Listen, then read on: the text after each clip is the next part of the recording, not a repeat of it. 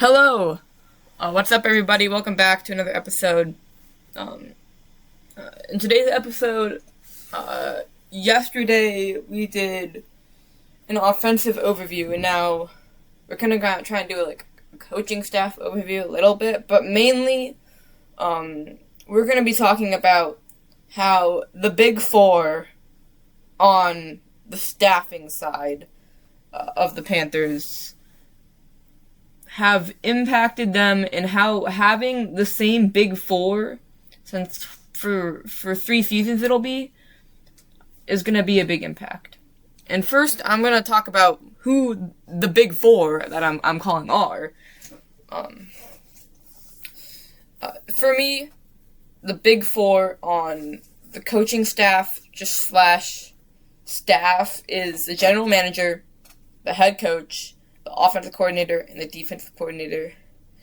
And then normally, the play caller falls under one of those positions anyways, head coach or offensive coordinator. So, for the Panthers, I'm sure a lot of people know who they are, but in case you don't, the head coach is Dave Canales. He was with the Panthers since 2024. He's been such a big impact on this team. I'll go on that later. Been with the Panthers since 2024. Played under Pete Carroll.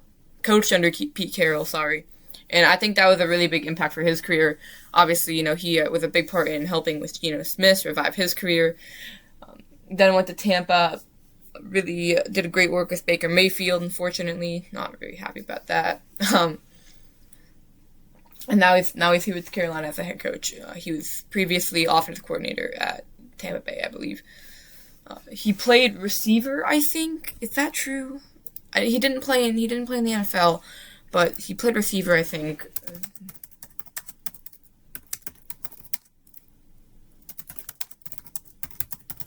I know he's has Hawaiian heritage.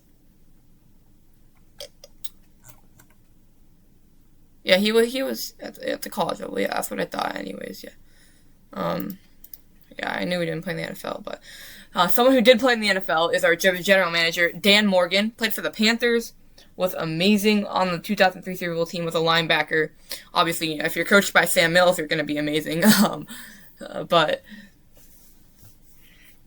he has been really big.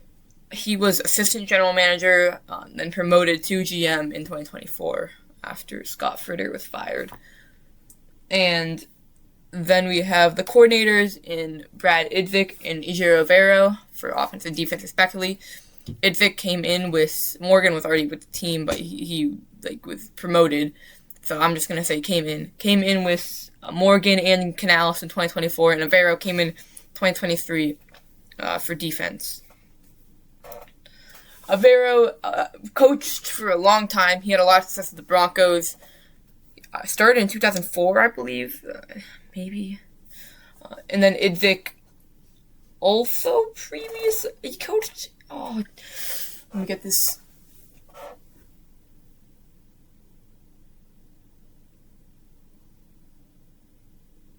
I want to say Bucks.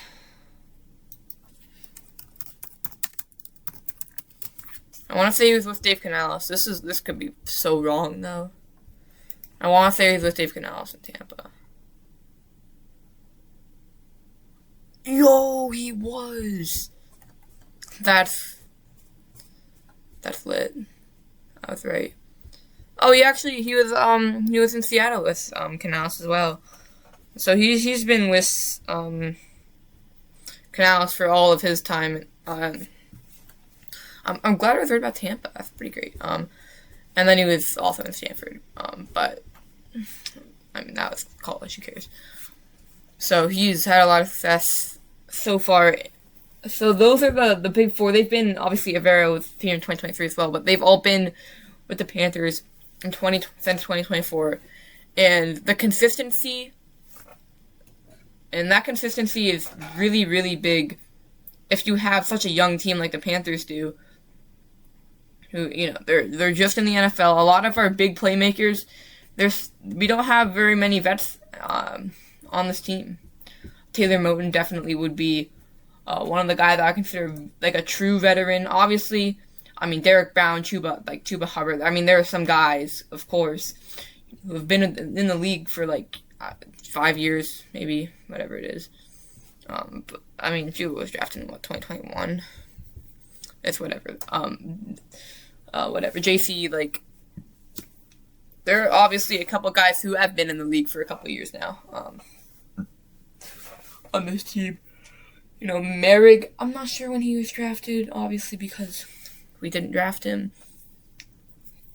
But he definitely seems like one of the more veteran presences on this team. Mike Jackson, I know, is a veteran. But also, I mean, that kind of sounds like I think he's an Army veteran. He's whatever. But we don't have a lot of veteran, and just having that consistent group of 4 guys, I think is really big. I mean, obviously, especially for Bryce, but everyone else on the team as well. Bryce Young, he did not have... He was placed in a very chaotic situation in his rookie year with Frank Reich and Thomas Brown not doing what they needed to do for him. Reich, obviously, he was let go after week 12. So, I mean, that just shows you the position that Bryce was in. And then, even though Canales was a great coach, he now has to go into 2024. He had a interim head coach, Chris Tabor, come in mid-season, so he has to adjust to that. And then he also has to adjust to a new coach, which is more permanent, obviously, coming in... or going in, to 2024. So it's a big adjustment. And also a new offensive coordinator in Brad Idzik. Am I saying that right? Is it Brad Idzik? Let me figure out how to pronounce it. I know is it Idzik or Idzik?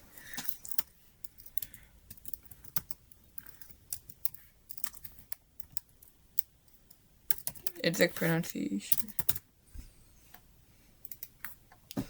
I'm on howtopronounce.com.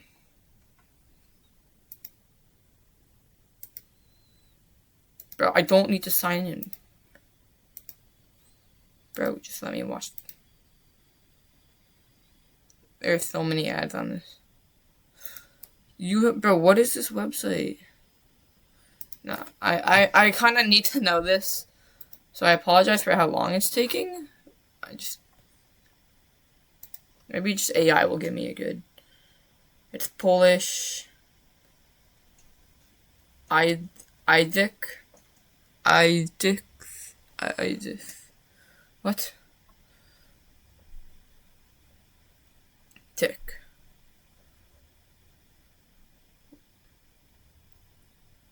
Yick. What? Idzik. Is it Idzik? Brad Idzik? Okay. Maybe Brad Idzik. Okay. I was saying Idzik. Okay. I mean, I'll just stick with Idzik because that's what AI says, but I'm not sure. I mean, probably have to ask him. But, okay. Moving on. So we're going to talk about how having those big 4 is really consistent and the impact they've had so far. So the first thing I want to... GM, doesn't really play into how having the consistency, but I really just want to talk about how Dan Morgan has impacted the Panthers. So really just big 3 right now. I'm going to talk about. So for Bryce especially, like I said, his situation, now he has to, adjust. So the first year was just learning the new, an entire new playbook, which, he had to learn because he had a new coach, which is, not necessarily the most likely thing, most normal start for a quarterback's career. And then year 2 with him, which was 2025, we go to the playoffs. He's still, adjusting, and now he also has a new receiver that he has to adjust to, and a new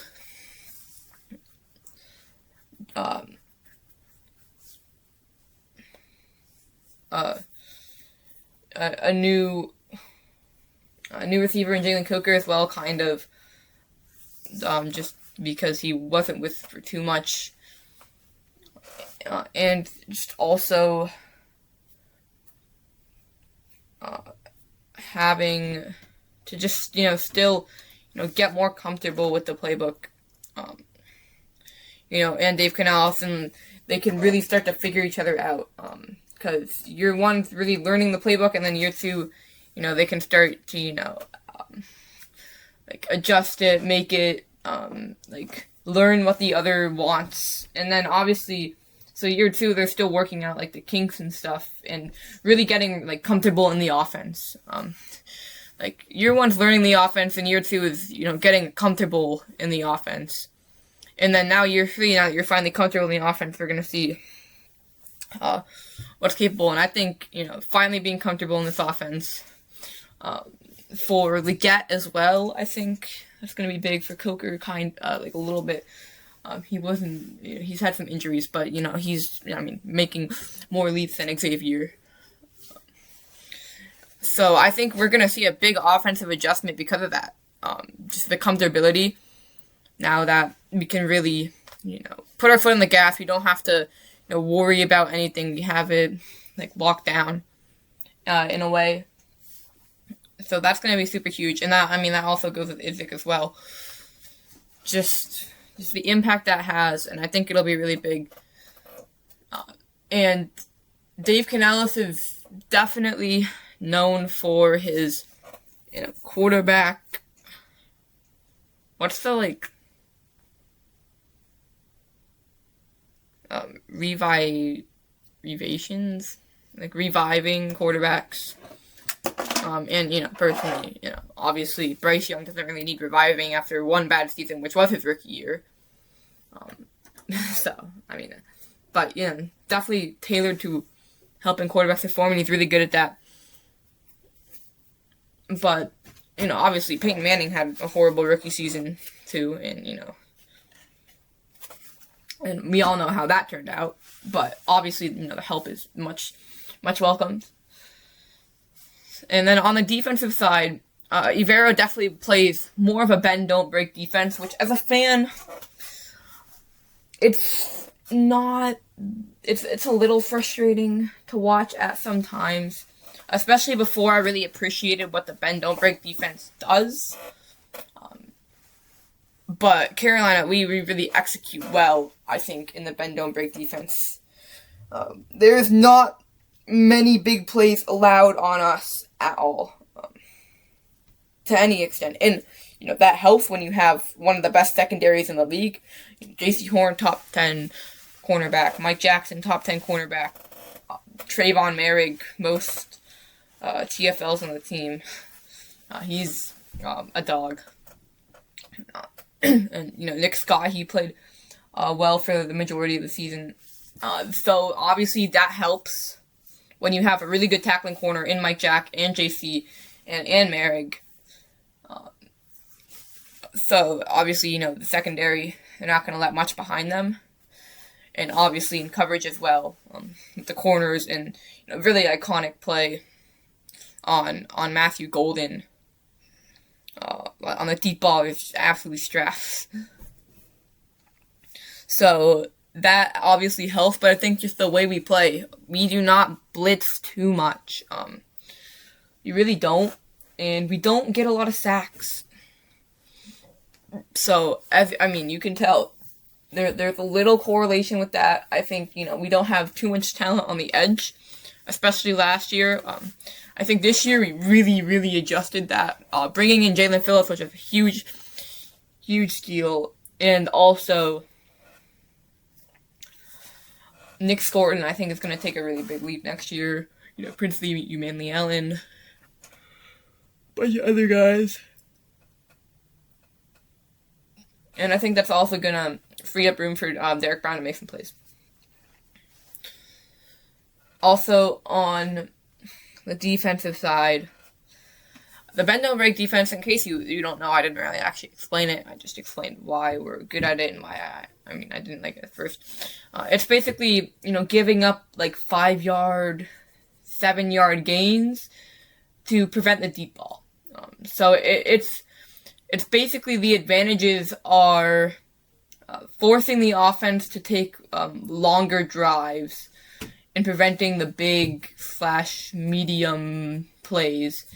And, whenever you hear, an announcer saying, taking what the defense gives you, they're basically giving them short underneath routes that can go for run after catch, especially if a defender misses an open field tackle, which is common. Open field tackles are really hard. So it relies on open field tackles a lot, which when you look at the games that we've dominated on defense, the Jets game and the Falcons game in week 3, you see us making all those open field tackles, and that's why you see that. And essentially it prevents the big play, and obviously the goal is to, force them to play short, take more time off the clock, and then, the more plays they have to do, the more chance for mistakes they're going to make, because, the more plays they run down the drive, but obviously, you're giving up 5 or 7 yard plays, so if you do take what the defense gives you, you can drive down the field quite methodically without too much retaliation. And then obviously the opposite of that, playing more aggressive, you might get more sacks if you're blitzing a lot, or you're getting more TFLs because you're playing closer to the line, but then you can also get beat on big downs. And see, the reason I like the bend don't break defense is because mainly it gives the offense more time to make mistakes, and we can capitalize on that. And just, it is a little frustrating though. A lot of people aren't happy with this, especially against the Saints, and then that final drive against the Rams, and that final drive the Saints had. Both the final drive, the last 5 minutes of the Saints game, or the last 2 Saints drives, we have not really. We've played way too much underneath, especially with the Rams having all 3 timeouts, the 2-minute warning. That's enough time. You can run your entire offense basically, or almost. You can run your entire passing offense. You probably can't run the ball a bunch, but you can run the ball at least 2 times and run your entire passing offense in that time, especially if you're the Rams. And we are playing much a lot of prevent defense, when our defense is already built to bend and not break. That's why it's called bend, not break. You give up a couple yards. So I think we should just be playing our normal defense, because we don't allow the big play very often. Maybe go cover 3, which is our normal defense, cover 3. Cover 3, you're not going to allow any big plays. And especially, with 2 minutes left, the offense isn't gonna, try and make big plays. They're gonna try and get the medium plays and work around the field, because they know they don't need to get it all in one play, especially because they don't want to leave too much time for Bryce Young to get a game-winning drive. So there's that. But the consistency on the defensive side, I don't know. I'm definitely. I don't think it impacts the offense as much, because you don't have the defense. There's not one player that can make or break that entire unit, unless it's Myles Garrett. But there is one unit that can make or break the entire. There is one group of positions that can make or break the entire unit, I guess. But having the same style of defense, and I think that really helps. Avero's style really meshes well with the style of defense some of our key players like to play. So I think that's really big, having that consistency, because that consistency allows our players to play at a higher level, because that's what they're more used to playing, that's what they're best at playing. And then lastly, I want to talk about the impact Dan Morgan's had. We have seen a lot more success with him than under Fritter. Obviously, he is, in my opinion, much more aggressive in free agency. He brought in 2 really big tackles, guards, sorry, not tackles. He brought in Jalen Phillips and Devin Lloyd. Whereas, Fritter, I'm not, don't remember too much about 2020 offseason, 2022 offseason. But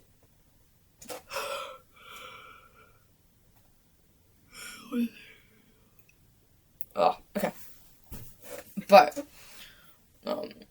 I do remember not having too many big signings besides at the quarterback position, which wasn't big signings. It's just second chance opportunities for some quarterbacks that didn't at first perform well with their drafted teams. And the aggression was paid off for sure. I mean, you see some of the signings that he made coming in super, super big for this team. I'm sure they're going to come in big next year too, or I guess this year. But last year, Merrick was super, super good for us. And Lewis and Hunt have made a really big impact already. And then his draft, he wants to build around Bryce a lot. He really, obviously in 2024, he secured the offensive line. He got McMillan, he got Leggett, he got Coker. He's built a really good supporting cast around Bryce. Going in and getting Dowdle, he won us 3 games. That was huge. Those 3 games is a lot of games he just took over 3 games. And obviously, you can see his off seasons and drafts have definitely been more offensive minded for his first 2 years, and then this year was much more defensive minded, especially the front 7, because we really have that back 4 on lock with everyone I mentioned earlier. So we'll see how that works. And that was kind of the philosophy that similar Panthers, Super Bowl Panthers team had.